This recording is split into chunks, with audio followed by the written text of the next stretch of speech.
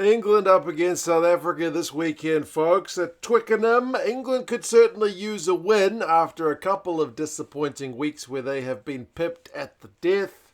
For South Africa, Russie's second game of their Northern Tour, he doesn't want to lose to England. You can tell very much from the way the team has been selected. But we'll go through the squads which have been named, some of the recent history between these two great sides, the stats, predictions, and you guys can let us know your thoughts on how this one is going to go. As I mentioned, a little bit of pressure on Steve Borthwick after those losses, especially the one against the Aussies, which was predicted to be the one that they should kind of do relatively comfortably. This loss to the Aussies has seen them drop to 7th in the world rankings, which, in the grand scheme of things, in terms of the next World Cup and the seedings, is not a spot you want to be in. You want to be in the top 6 to make sure you get a first place seed, so you don't meet the top 6 sides in your pool.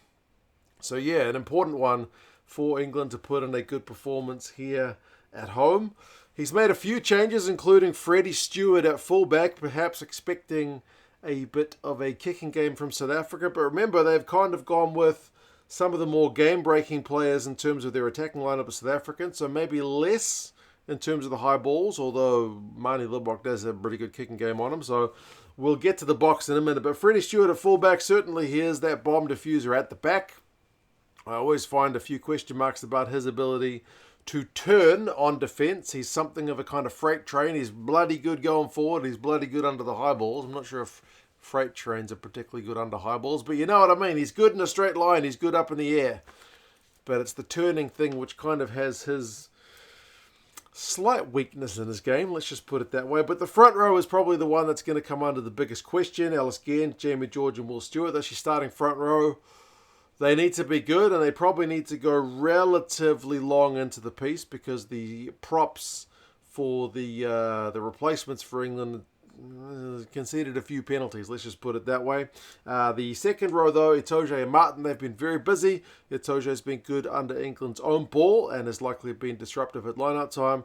George Martin's been hitting rucks for days, so you can expect that work rate to continue, albeit under probably a fair bit more pressure up against the big Bok pack. Cunningham South scored a couple of tries last week. He's been busy around the park as well. And then Sam Underhill comes in for Tom Curry. Obviously took that big knock last week.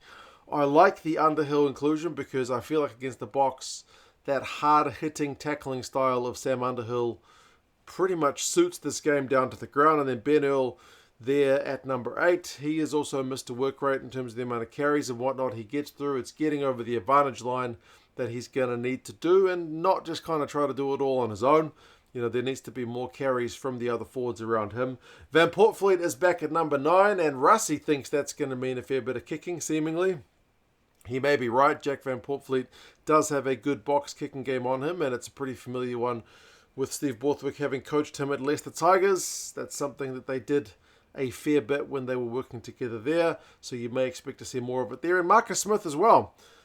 With the kicking game he employed against both New Zealand and very effectively against Australia, you can see potentially that being an avenue they decide to go down, because with Smith finding that backfield space and having the wingers and whatnot to chase through on those balls, it would be mad, I guess, not to employ the same tactic here, even if Russie does see it coming. Slade and Lawrence, that's your midfield combo, so no changes there. Slightholm gets a start this week for the injured Emmanuel Faye-Waboso, with Freeman switching wings. Slightholm was bloody good last week. That's his first start. And, he scored a couple of tries last week from the bench, chasing those kicks through. So what better man to have doing that? And then Freddie Stewart, like I mentioned, is there at fullback. The bench, Cowan Dickey, Baxter and Cole. That's potentially where the game gets won and lost. Like if you're even thinking back to that last time these teams played each other at the World Cup last year, it was Ox basically who took the game away from England coming off the bench for South Africa. So they're going to need some, at least, solidity from that bench for England at set-piece time. Nick Ezekwe is still there. Alex Donbrand is still there. And there's the 3 backs. It's Harry Randall, George Ford, and then Tom Roebuck comes into the 23. So, you know, injury-enforced changes in a couple of positions with the likes of Faye-Waboso and Curry out. Tactical decisions with Van Portfleet and Stewart. England need to kick the ball. I think it's just going to be the way things are going to have to go. And I think even if Russie sees it coming, as I mentioned, that's it's not a bad option. It may not be the sexiest option in the world, but I think it is going to be effective. For the Boks, as I mentioned, Rusty in his press conference basically said he's needed to take the squad that played last week and change them around with the 6-day turnaround they've got. So he's done that. And he basically said that they picked this squad to play England over a week ago anyway. So they were always going to shift things up for this game against England. So if anything, it sounds like Rusty wants to win this game more than the Scotland one. I don't know.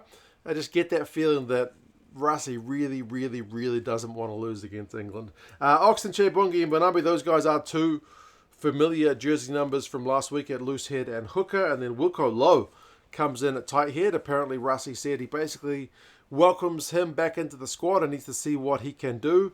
The rotation of the squad has been to build a bit of depth and get experience in various positions, but Wilco Low hasn't played for the Boks for a while.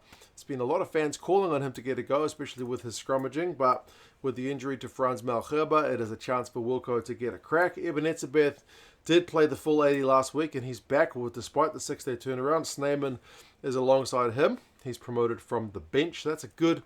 I like when teams have like the enforcer and the skills guy. You know, we've seen it from the Boks in the past when Buckies and Victor were in that second row. The Pumas have got it often when you see like the likes of Petty and Lavanini playing.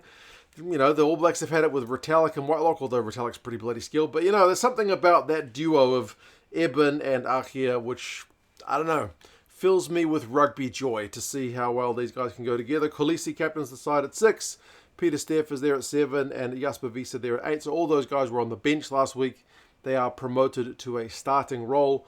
Expect Peter Steff to be getting through a bunch of tackles depending on how long he is left on the field. He was probably played the full 80, but remember they've only gone for a 5-3 split this week rather than the 7-1 they did last week. Grant Williams gets the nod at 9. You feel like he injected a good amount of pace into the Bok game last week. I feel like was certainly one of the difference makers. Marnie Libok also comes into the 23.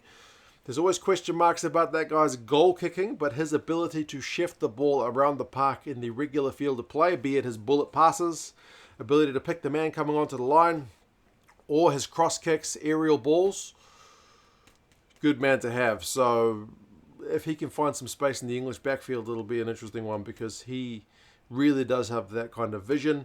Dialende and Jesse Creel, that's been a heck of a midfield for the Boks. I mean, 2 years ago, if you'd said to me, Jesse Creel is going to be the best midfielder in South Africa, I probably would have said you were having a laugh, but he has been in bloody good form. Cheslin Colby is on the right wing. He tends to have good games against England, and then Curtly Aronson there on the other wing, so a lot of footwork there. If Freddie Stewart comes up against either of those guys, it would not surprise me to see them get a step on him, but we'll see. And then Fussy is there at 15. His kind of reputation has been building with the kind of recent performances in the Bok jersey there at 15.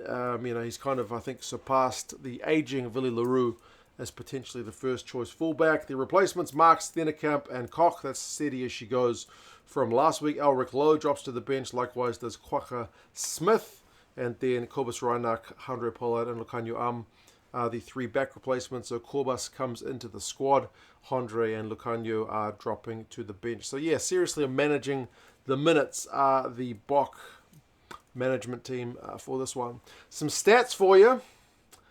Rusty, as I said, thinks the English are going to kick. The stats would back up what he's going to say. Along with the French, this English side, at least in 2024, amongst the Tier 1 sides, have kicked it more than anybody else, averaging 30-odd kicks a game. And if you're just looking at pure territory numbers, England average the highest amount of territory per game. They're averaging like 56% territory in 2024. So they love having the ball in the opposition half, and a lot of that is done with the boot. And also, their line-out has been phenomenal. I was giving the props to the kind of locks in terms of Martin and Etoje, but it's not just them, but just generally. Their line-out's operating at 92%, which is better than any other team in the kind of Tier 1 nations in 2024. It's usually an area occupied by South Africa, but the South African line has been a little bit shaky. England's one has been genuinely very solid. There has been a question mark about the quarter 4 final 20-minute performances from this England side, especially given they lost their last 2 games in the last 20.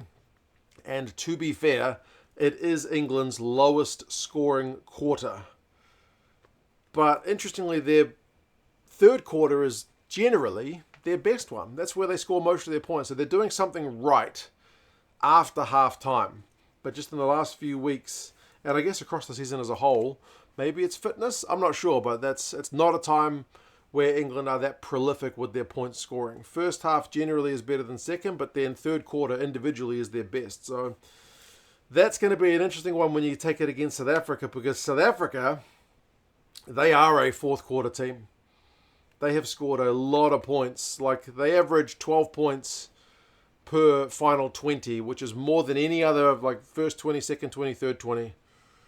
The final 20 is where the Boks really shine. Like, the other 20-minute periods, the most they average score is 8. So to go an extra 4 points on average per quarter, that's easily the Boks' strongest quarter. So if you combine the Boks finishing games well with England not scoring that many points, if England are having to chase the game with 20 minutes to play, it's definitely advantage Springboks. If England have got a lead and can potentially hold on, that could make for an interesting one. But the stats would tell you if the Boks have got a lead going into the final 20, that's a big advantage to them. For the Boks, the stereotype of being a kind of high kicking from hand team isn't that true this year, nor has it been true that much for a wee while. I think it was probably true back when they had the kind of Lions tour post-COVID, when they were a bit more direct. But this Boks team loves to chuck it around. They love to run it. They don't just love to kind of put the kicks through. Their kicking rate is about the same as the All Blacks at about 26 per game, so certainly lower than England, lower than France. And boy, are they stingy on defence. Like, there's been 3 games this year, including last week against Scotland, where they haven't conceded a single try. Their tries conceded count is remarkably low. Sure, there's been a few games where teams have put a few tries on them, but no, they have tended to be a pretty stingy squad in terms of the amount of tries they concede. But as I mentioned, the line-out has not been that great. There's been a couple of games that they have lost this year, and in those games, the line-out's not been operating that well. Like, the average, I think this season's like 87%, which is not too bad. It's on a par with a lot of other teams, but it's usually an absolute area of strength for the Boks. Last week, I think, was 83, so it's still a little bit shaky, and it's something they'll want to get right against England. Last 5 results, the edges with the Boks. They've won the last 2, both at the World Cup and at Twickenham. The World Cup one was a nail-biter, 1-point game, 16 points to 15, and the previous one at Twickenham was 27-13. There are a couple of English wins in the last 5, both in 2018 and 2021. 2018 one, from memory, was a bit of a controversial one. That was the Owen Farrell high shot on Andre Esterhuizen, which I seem to remember went unpunished, and then Russie showed a hint of what he was able to do on social media, where he had the kind of Andre Esterhuizen doing tackle bags, and he was encouraging him to tackle higher. If you remember that one, that was pretty hilarious. But yeah, at least in the last couple of games, South Africa has had England's number. Average score across the last 5 is 22-16. So it is advantage South Africa.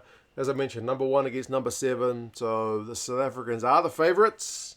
7 points, say the bookies, and the Rugby Forecast algorithm goes one step further, saying by 11.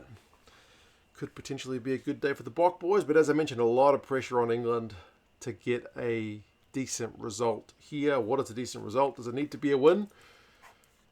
Probably, to get the press off Steve Borthwick's back for sure.